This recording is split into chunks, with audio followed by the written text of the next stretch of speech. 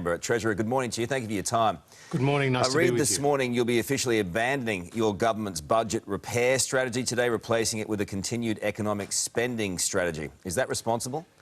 Well, we're absolutely focused on getting more people back into work, but we realise that the economy has faced its biggest shock ever, and that is as a result of the crisis. So what we need to do is to support the economy with programs like Jobkeeper, which have been extended for an extra 6 months, more business incentives to create more investment, which therefore creates more jobs, flexible labour markets and industrial relations reform, other changes to our tax system, and then, of course, the announcements that we've made today to help small businesses get to the other side with the biggest changes to insolvency laws in 30 years. These are the type of reforms that will get more people back to work, will strengthen our economy, both in the near and in the longer term. It was to be an historic budget for you. The surplus you were going to announce might be at least 10 years away now. Is that accurate?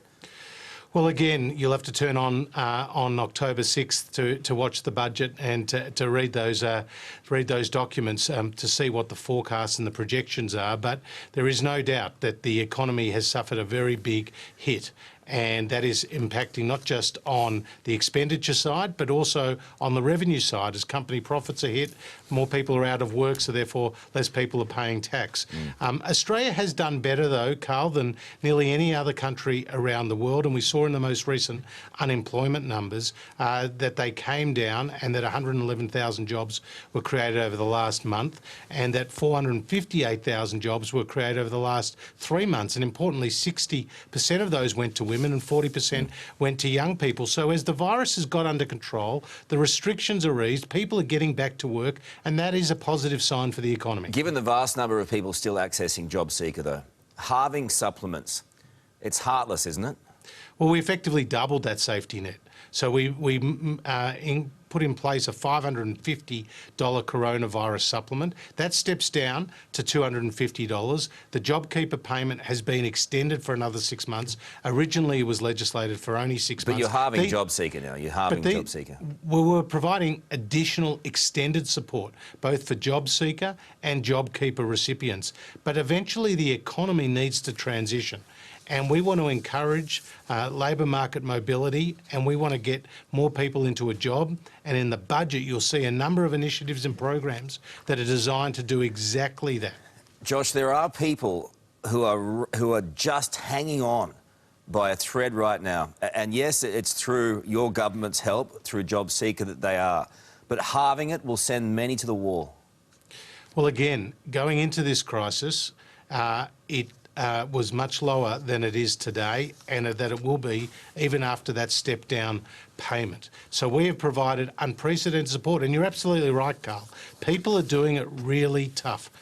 People who run their own business, people who are now out of a job, families that have been confined to their houses, particularly in Victoria with the stage 4 restrictions.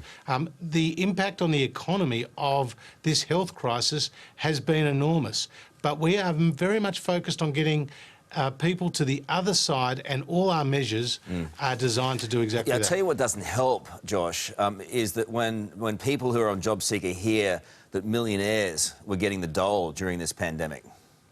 Well, again, we provided support through Jobseeker. We are now transitioning those payments, and of course we're bringing back mutual obligation. But there is an assets test. There is, appropriate safeguards in place. Our programs have been designed to get support to the people who need it most. Okay, 2 quick ones. 400 Aussie companies a month have entered insolvency during this pandemic. 400. And that's with all of your help. It's such a disturbing fact. You are going to throw the remaining businesses a lifeline. Will it actually save many, though? Well, we're focused on a permanent change, Karl, to our insolvency laws, the most significant change in some 30 years. We want businesses to have more control as they seek to restructure and to repay their liabilities, because right now the current insolvency process effectively sees these small businesses hand over the keys. Their assets are eaten away in fees to insolvency practitioners or to lawyers or to accountants and to others, whereas a lot of these businesses businesses are viable businesses, and because of the health restrictions, they've seen their bills rack up, but that they can get to the other side, so we're giving them the best chance to do that. I've got 30 seconds left with you. Very quickly, vintage Paul Keating yesterday, just taking down the Reserve Bank. Do you agree they didn't do enough to help the government fight the recession? No, this attack from Paul Keating was unnecessary, it was nasty, and it was misguided. Really? The reality is the Reserve Bank didn't have as much room to move on interest rates as they did in previous crises like the GFC. But what they have done is provided $75 billion of liquidity to the banking system to help stabilise that for its customers. Then they've also bought $60 billion worth of bonds in the secondary market. We've worked very closely with them.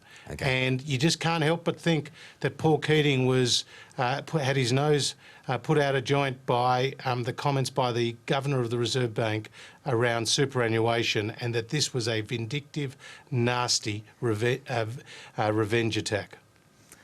Okay, we'll see that again. Josh, thank you. Appreciate it. Ali. Thank you.